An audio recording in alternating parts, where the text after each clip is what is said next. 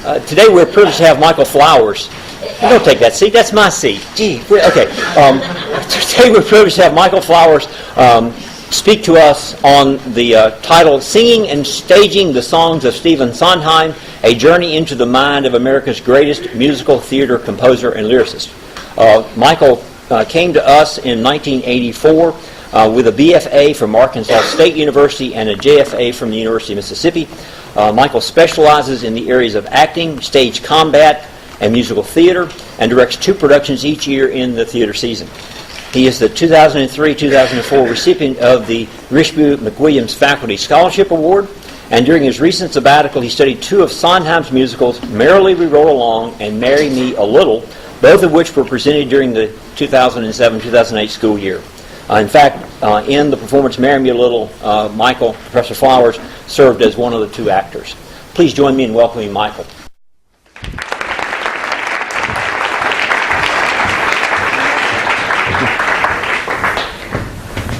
Thank you, Wayne, for the introduction, and thanks to all of you for being here today. I apologize if we're a little cramped in here, but I ask that my presentation be in this space because this is the kind of space in which I'm most comfortable. And since talking about my work is not necessarily the most comfortable thing for me to do, I at least wanted to be in a room where I feel very much at home. So again, thanks to all of you for being here and being willing to be in a small space with a lot of other people for a few minutes this morning. Let me also say thank you to the college for its ongoing support of the sabbatical program for faculty. It's really hard to quantify the value of having time to recharge one's creative juices and to spend time focusing on an area of interest that is not otherwise possible during the regular school year. We're very fortunate at Birmingham Southern as a faculty to have an administration that understands the value of this kind of time in the life of its teachers. I'd also like to thank a lot of other folks who supported and were a part of my time away and the 2 projects on which I worked both at home and when I returned to campus last spring. Thanks to my colleagues Alan Litzy, Matthew Milkey, Patty Manning, and Mandy Thomas. In particular, I'd like to thank the students who were a part of the company of Merrily We Roll Along, the musical I researched in the fall of '07 and then directed in the spring of '08. You guys, and you know who you are, were a great team, and you made the realization of that show a real joy for me. Thanks also to the delightful crew who supported the other project I researched and then performed in during the interim of '08 called Marry Me a Little. I'm very grateful for all that you guys did to make that show a reality. Thanks to Debbie Milkey, who was our musical director for Marry Me a Little, to David Smith, who so graciously gave of his time in the fall of '07 to let me study voice with him weekly. David, I think you're out there somewhere. Thank you. David's friendship and professional expertise were invaluable to me during that time. Special thanks to my partner in crime for Marry Me a Little, Adelia Thompson, who's back there somewhere, who, when asked if she would perform alongside me in that show, was willing to risk her own professional reputation to spend an hour on stage with her former teacher in a somewhat odd little musical about 2 middle-aged folks alone on a Saturday night. And I should say that one of us is more middle-aged than the other, and I'll let you figure out who that is. And finally, a huge thank you to my wife, Pat, who directed Marry Me a Little, and who is one of a small handful of directors to whom I would ever entrust myself and my fledgling acting and singing skills. I owe all of these folks a huge debt of gratitude. So, thank you very much. And so, now to the fun part. What did I learn on my sabbatical? I suppose I should start with a confession. When we are asked for titles for these presentations, it was, at least in my case, several months before the time that I would actually stand up in front of you today and share what I know now that I didn't know before. My sabbatical for the fall of '07 and interim of '08 was focused on studying 2 musicals by the incomparable Stephen Sondheim. Names of shows I've already mentioned: Marry Me a Little, an hour-long 2-person show that has a thin storyline played out through some Sondheim songs that didn't make it into some of his earlier musicals, and Merrily We Roll Along, a show that's always been criticized for its structure and its script, but it has a remarkable score, and it's a great show for college students. It's all about hopes and dreams and what can happen to us when we don't remain true to who we really are as our lives go on. Now, this is what I studied in the fall of '07. I learned the music and lyrics to the 14 songs which I would be a part of in Marry Me a Little, and I researched and reimagined Merrily We Roll Along during my time away. In the interim of '08, we rehearsed and performed Marry Me a Little, and during the spring of '08, we rehearsed and performed Merrily We Roll Along.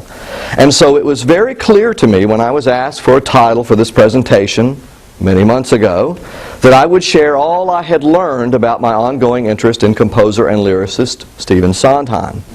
Hence the title, Singing and Staging the Songs of Stephen Sondheim, A Journey into the Mind of America's Greatest Musical Theater Composer and Lyricist, which sounds all academic, doesn't it? I even throw in a little alliteration there to make the title float trippingly off the tongue. And then my sabbatical was over. As they all are. Faculty in the room, you know what a sad time that is. And then, this past fall, and this interim occurred, and I realized after that time that I needed to take a breath, back up, and rethink what it was that I really wanted you to know about me and what I've learned in the past year and a half. And while what I want to tell you today is connected in some way to the work of Stephen Sondheim, it's broader than that. It's more about what it means to be human and to share in this wonderful thing that we call the theater. So that's confession number one. I have a second one. Confession number two. I don't have a new title. But I do have some things that are on my mind today that I hope will mean something to you. Our former provost, Kathy Murray, liked to quote Sir Richard Eyre, a famous stage director, when it came to the value of live performance. When asked why live performance was so important, Sir Richard said, quote, "Because there is a sense of occasion in any live performance and of participation in a communal act. You go into the theater an individual and you emerge an audience." Well, that sense of communion, of community, of being a part of something that lives and breathes and will never be exactly the same again, that's what I want to explore with you today. In a day and time when electronic devices seem to distance us more and more from one another, even though in many cases they provide us instant access to each other, I think we need to examine the value to our lives of the live experience, particularly, in my case, the live theatrical experience. My first encounter with what it means to be a part of a live theater experience was back in junior high. I was on a church retreat and was cast in the church play that was a part of the retreat. Now, I have to confess that I don't have any memory of what the play was really about, although I'm sure there was some positive Christian message involved. It was, after all, a Baptist youth retreat. But the one thing I do remember about that experience was being on stage with a fellow named Steve Glaze and having an exchange of lines which included me saying at one point, "I don't know." Steve said his next line, and I looked at him, and I repeated my previous line. "I don't know." And I didn't know. Really. I had no idea what was my next line. All I knew was, "I don't know." Well, it was quite a scary experience, and thank goodness Steve was sharp enough and had the presence of mind to pick up on the fact that I had, as we say in the theater, gone up, and was able to feed me a line that prompted a new response, and the scene went on. I remember leaving the stage with a sense of relief and, oddly enough, exhilaration. I mean, I had just experienced what it means to be live on stage, both the joy and the terror of it all. Well, jump ahead a year or so to my attending a production of the musical Jesus Christ Superstar, the first professional theater that I had ever seen. It was a national tour of the Broadway show, and it had made its way to Little Rock, Arkansas, where I grew up. Well, Mark Lester's here, so I have to say I really didn't grow up in Little Rock. I grew up in North Little Rock. But the show was in Little Rock, Arkansas. I didn't know much about the show before I went, other than what my friend who invited me had told me about it.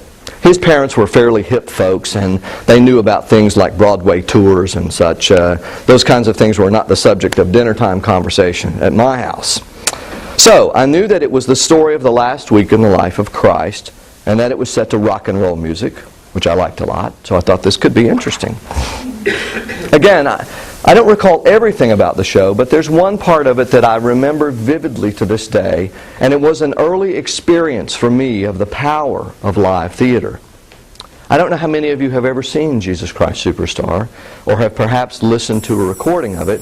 I still have the album I bought right after I saw that show many years ago. But there comes a moment in the story when Jesus is brought before Pilate, and he receives the 39 lashes. This moment in the show is set to a heavy rock and roll beat with an electric guitar pounding out the same riff 39 times as Jesus is beaten. If you know the show, I'm guessing that right now you're hearing that particular music in your head. What's in my mind's eye today is seeing the actor playing Jesus standing center stage, and as the guards are swinging the whips at him, grabbing his own garment and ripping it to shreds himself, so that by the time the 39th lash was delivered, he was in a crumpled heap on the floor. And for those few moments, and perhaps for many others that evening, although these are the ones that I really remember, I was transported into another reality, another time and place, and I was moved by the suffering of another human being. I didn't realize it at the time, but it was a seminal moment for me. And by the way, that album I mentioned, I bought it for probably $4 or $5. Took it home, put it on my cheap little turntable, and played it incessantly until I had memorized all the lyrics and every note sung by every member of the cast, and all at the loudest volume I could get out of my record player, much to the chagrin of my parents. And I thought, as I listened again and again to that, I want to do that.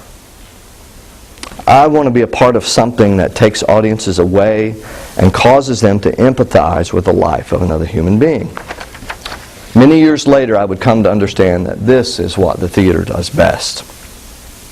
Well, fast forward with me, if you will, to the late 1980s when I experienced a series of events which further confirmed for me that human beings, pretending to be other human beings, in front of human beings, and telling their stories in a once-in-a-lifetime kind of event is one of the most powerful ways to make contact with the way that our world works. Early in my career at the college, it was decided that theater, music, and dance would collaborate on a production of the Greek classic Antigone. Now, without going into too much detail about the plot of this well-known story, let's just say that the two main characters, Creon, King of Thebes, and the title character, Antigone, Creon's niece and sister to Polynices, have what you might call a bit of a disagreement over the burial of her brother after his death. Creon says that he shall not be buried because he led an unsuccessful invasion of the city, and Antigone wants her brother to receive a burial appropriate for a warrior. In a nutshell, a lot of bad things happen. A lot of people die, as is the case in most Greek tragedies. Creon and Antigone have several confrontations in the show. Now, we attempted to produce our version with traditional Greek attire, and we had a chorus who sang and one who danced, all to original music and choreography. And I tell you that to let you know that Creon carried around with him a rather large staff that was symbolic of his power, something he might have done in a very early production of this play. He wielded it rather powerfully through all of his big speeches, so you have to have that image in your head. We invited some high school students to attend a morning performance of the show, a risky venture at best, especially given that they were witnessing Greek tragedy, something that most of them really knew nothing about. Anyway, the show is progressing, and during one of Creon and Antigone's big confrontations, they're both bellowing at each other, and Creon is waving around that big stick of his. There's a moment of silence as the dust settles. And from somewhere in the audience comes a voice and a line I'll never forget. Someone, however inappropriately, was speaking what everyone was probably thinking. He said, and you have to have that image of Creon in your head now, Hit her with that stick!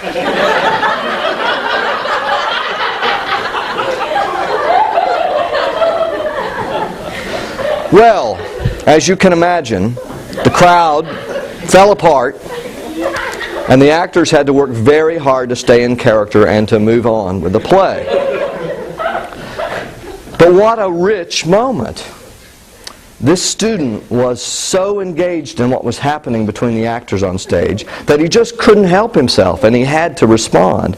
Now, I'm telling you that story not to encourage you to shout out your feelings the next time that you're in the theater, but to acknowledge that, I think, the theater can make someone want to shout out their feelings in a way that perhaps no other performance medium can. Well, again, fast forward with me a few years to the fall of 1990 and our production of a wonderful play entitled A Shina Maidel, or A Pretty Girl. Set in the Manhattan apartment of one of the main characters, Rose, it is 1946, just after World War II. Rose was born in Poland but came to the United States with her father Mordecai and is now in her 20s. She is fully American. The plan was that Rose's mother and her sister would join them in this country, but Rose's sister fell ill with scarlet fever, and eventually the rise of the Nazis cut off the sister and the mom's plan to leave Poland. Only the daughter, Louisa, survived the concentration camps. And as the play begins, she has found her way to America. As these three people, father, two daughters, struggle to become a family again, the audience is carried into a world of pain, suffering, and ultimately redemption. It's a great story of the power of love over hate and just what we will do to remain close to those who mean the most to us. As a part of our performance weekend, we invited the Jewish Federation here in Birmingham to come to a Sunday evening performance just for them. It seemed appropriate to offer this play to an audience to whom the story would have special relevance. What happened that evening was something I couldn't have imagined. At a point in the first act of the play, Father Mordecai and daughter Louisa share with each other lists they have kept which contain the names of family members they have lost as a result of the concentration camps. For the characters, it is a painful moment as they acknowledge just who they have lost as a result of the Nazi terror. I remember standing in the back of the theater during this scene and becoming aware that as the actors went through the scene, reading the names, the audience was changing somehow. I could hear purses being opened, and although this might sound strange, I was aware of the sound of handkerchiefs coming out of men's pockets and Kleenex being pulled from containers. Then I was aware that I was not so much watching the play as I was watching the audience. As members of the audience endured their own pain and their own empathy with the story that was being told, the real play, at least in those moments, was happening on my side of the footlights. It was palpable what was going on in the audience, and I've never experienced that before to that degree. At the end of reading his list, Mordecai, the father, says, "For everything God does, there is a reason," as he grapples with a way of understanding all of the awful things that have happened to his family. At the end of the play, as the family is reconciled and Louisa's husband, whom she was not sure she would ever see again, meets the rest of her family, again the response in the audience was tangible, so real. During curtain call, the audience stood to acknowledge the work of the cast and the crew, but also, I think, to acknowledge that everyone in the room had been a part of something bigger than just seeing a play. Its liveness, its immediacy, was what made it so special. Well, let's skip ahead a few tracks now as we move out of that fast-forward age, and we look at a time in the late 1990s and in this decade when I came to appreciate the works of Stephen Sondheim.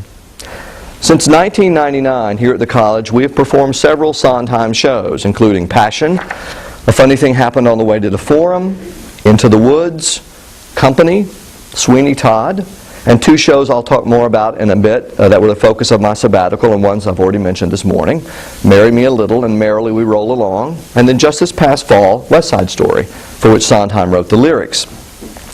It's no accident we've looked at his material so often over the past decade. As I've studied his work, I have come to appreciate it for its complexity, both musically and in terms of the stories that Sondheim wants to tell. Unlike most musical theater composers, past and present, Sondheim has never been afraid to take his audiences to worlds where the answers to the questions he poses are not just black and white. Sondheim seems to live in a gray. Well, maybe gray is not the right word. Let's just say that Sondheim is not a member of the Just Say No Club. The answers to life's challenging questions for him are not that simple. And I've really come to appreciate the world that he creates. Sondheim deals with issues of justice and revenge, marriage and loneliness, presidential assassins, the westernization of the Far East, fairy tales and how they relate to the modern world, violence, growing old, and many other things, none of which are simple issues whose questions allow for cute, curt answers. Sondheim wants your live theater-going experience to be one that puzzles, challenges, and dares you to think about life in a way you might not have previously imagined, which is why he's not everyone's cup of tea, and honestly why he's not always my cup of tea, because sometimes I want the answers to be short and sweet. But when I'm looking to expand my understanding of the world and my part in it, I tend to look at Sondheim. An experience of Sondheim live is usually not an ooh-ah kind of experience, but rather one that you will take home with you and discuss with the people with whom you share the experience and hopefully come to grips with something that might not come so easy. Well, it was my desire for more of that kind of learning that led me to spend my sabbatical studying Marry Me a Little and Merrily We Roll Along. In the course of studying, performing in one of, and directing the other of these two shows, I had new live theater experiences that I could not have anticipated, both of which just reinforce what I've been sharing with you so far this morning. To have a live theater experience, you really only need three things. You need a writer to create the words, an actor to speak the words, and an audience to hear the words. Yes, set and costume designers and props masters and sound and light technicians and directors are really nice, but you don't really need them. Well, I wanted, as a part of my sabbatical, to be one of those three groups. I'm not a playwright, and I wanted to leave the audience part of it up to other folks. So I knew I wanted to be a part of the live theater experience as an actor, something I don't have many opportunities to do these days. And as one of two people on stage for an hour in Marry Me a Little, I was reminded of just how cool it is to be in front of an audience and feel their presence with you as you take a play's journey. Of all that I experienced in Marry Me a Little, one particular evening stands out for me. It was our second performance. It was a cold, rainy Tuesday evening, as many Tuesday evenings are in January, and I was wondering what the crowd that night would be like. Tuesday is not a night of the week that most people think of as a theater-going night, so I was a little anxious about how many people would actually show up, especially given that it was raining, and just what kind of an audience they would be. Two people on stage for an hour with an audience that just sat there and didn't respond would be deadly, I thought. Well, our production began with me entering the set, my apartment, with a few groceries and a newspaper, and it was in this room, by the way, and the door was that door right there. The interesting thing about this set was that it was also served as the apartment for the other character in the piece, so that while we were in the same space, literally, we were in separate worlds, and only briefly did those worlds intersect in the play. As I came in the door, the lights were dim. I put down some of what I was carrying on the countertop, took out a light bulb, crossed to a chair that was about center stage, stood on the chair, put the light bulb into a socket that was hanging from the ceiling. I pulled the chain. The light bulb came on, the lights came up on the apartment, and the action continued. Not terribly exciting stuff. Well, for some reason on this rainy, cold Tuesday evening, when I pulled that chain and the lights came on, the audience laughed. I don't really know why. I think I did the same thing that night that I had done on opening night and in rehearsal. I didn't get a note about it. But for some reason, that audience was ready to have some fun, and the screwing in of the light bulb and actually turning it on elicited a laugh. My actor brain is thinking on stage, oh wow, this could be fun. And it was that night. That night they liked us. They really, really liked us. Everything Adelia and I did connected with that group of about 100 people that night. Why? I don't really know. I mean, maybe they were just glad to be out of the cold and the rain and were really hoping they would have some fun for an hour. But for whatever the reason, that performance, as I remember it, was unlike the others. And it was because it was live and it was being shared with a group of people who, for, again, whatever reason, brought something with them to the theater that night that connected with us. And we shared communion. We were working together to make something very special. And for me, working that night as an actor and not as a director, which is how I mostly experienced live theater, was a real treasure. And I was reminded how much I value that kind of experience and what an honor it is, as we say in the theater, to walk the boards. Well, as I moved into the spring of '08 and rehearsals and production of the other part of my sabbatical project, the reimagining of Merrily We Roll Along, I knew I wanted to experiment with the live theater experience just a bit. And as you well know by now, this is an intimate space where you not only are aware of the performer, but also the audience. With Merrily, because of the nature of the story, the central character Franklin Shepard examining his life in reverse time, starting in the 1970s and by the end of the musical ending up back in the 1950s, I wanted to surround the action with the audience. So we reinvented this space and turned it into theater in the round with audience members on 4 sides of the playing space.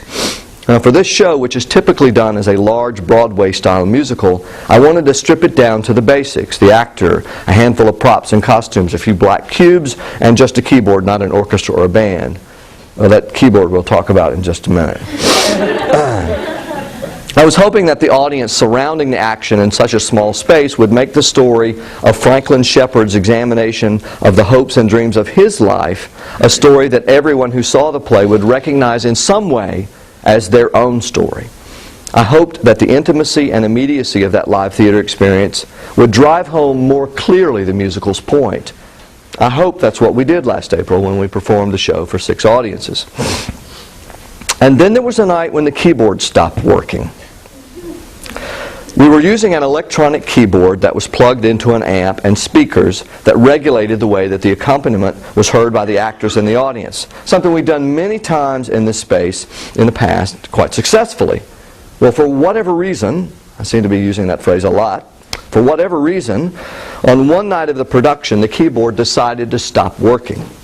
Now, Merrily is a musical with a lot of musical numbers in it, and like every musical, it depends on that accompaniment and the music to make the evening complete. And all of a sudden, we were faced with no accompaniment. And what followed was a great example of the saying that the show must go on. For me, a lot of what followed is a little bit of a blur, although I'm sure it is clearly emblazoned in the minds of the cast and our musical director and accompanist, Richard Byrd. But somehow, they kept the show going. Sometimes singing a cappella, sometimes singing with an upright piano that sat in the room and was used on stage in 2 scenes in the show, and sometimes with the electronic keyboard when it decided it wanted to work for a little while. I know the audience was aware that evening that something was awry, was really wrong, but God love them. They hung in there with the show, and by the time we got to the end, they may have given the cast and the crew the heartiest applause they received that week, because they appreciated that the show was live and that everyone involved did everything they could to make sure the story, with both words and music, was told. For that audience, on that night, the experience of Merrily We Roll Along was different from any other audience who saw the show, and in a quite remarkable way. For the cast and the crew, it's a story that they'll get to tell over and over again as the years go by. Over and beyond the storytelling, there was a bond created that night between the cast and the audience because of what they experienced together that only they will ever share.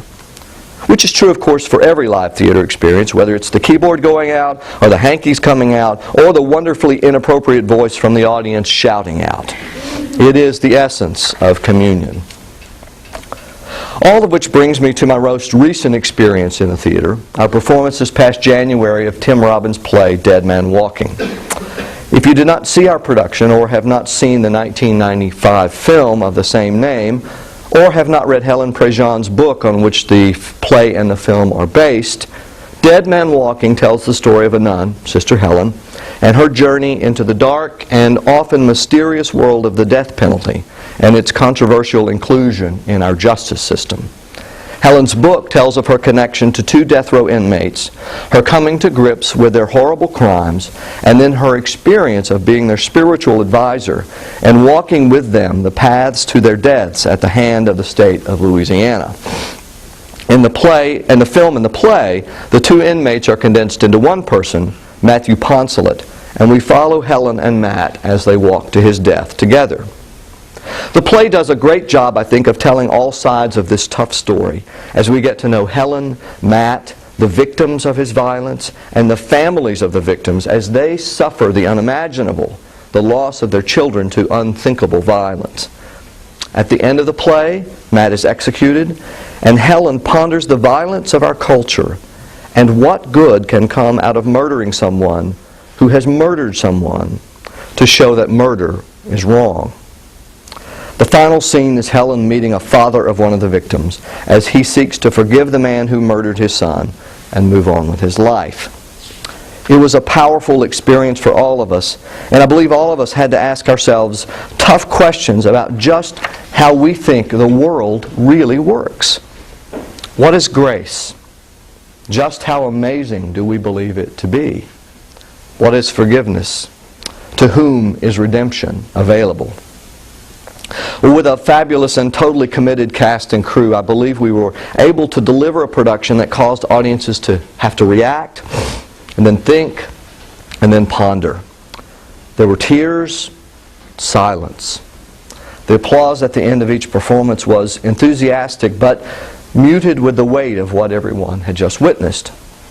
The power of live theater was brought home to me most when on more than one occasion at the end of the show, as I was talking to audience members in the lobby, they would look at me and say, "I can't really talk about this right now.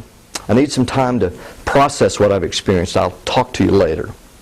And that told me that the cast and crew had so engaged the hearts and minds of those who watched their work that those people who watched were somehow different, perhaps even transformed, never to be quite the same again.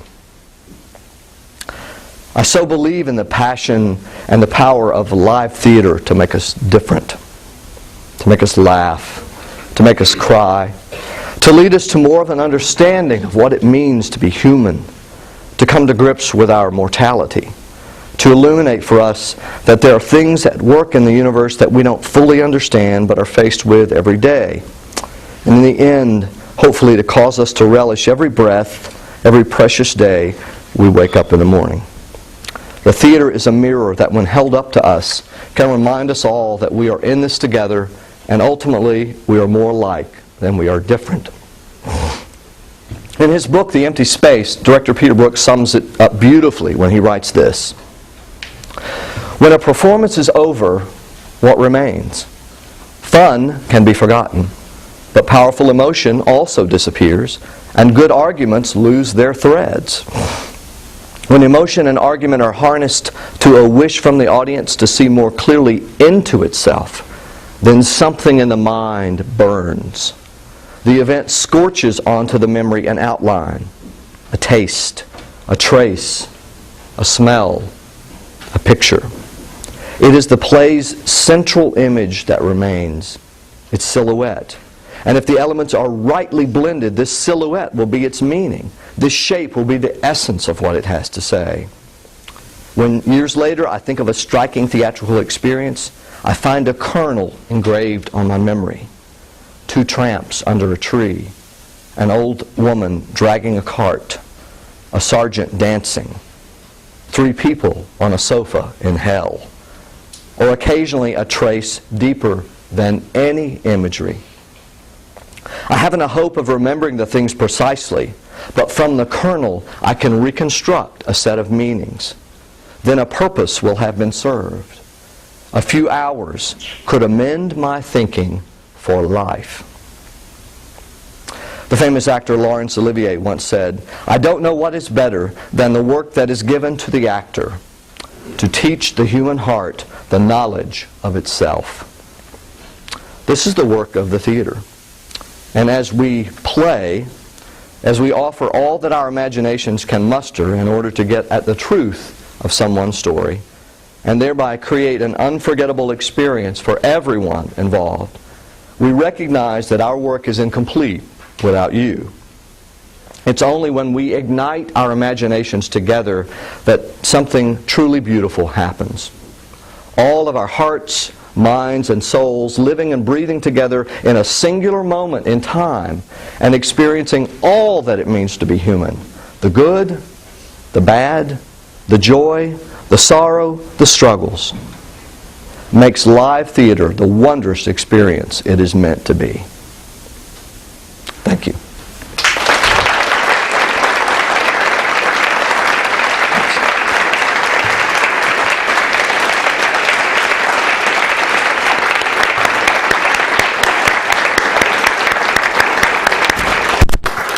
Just about 20 from 12. You have time. Thank you for being here. Get it on? Yeah.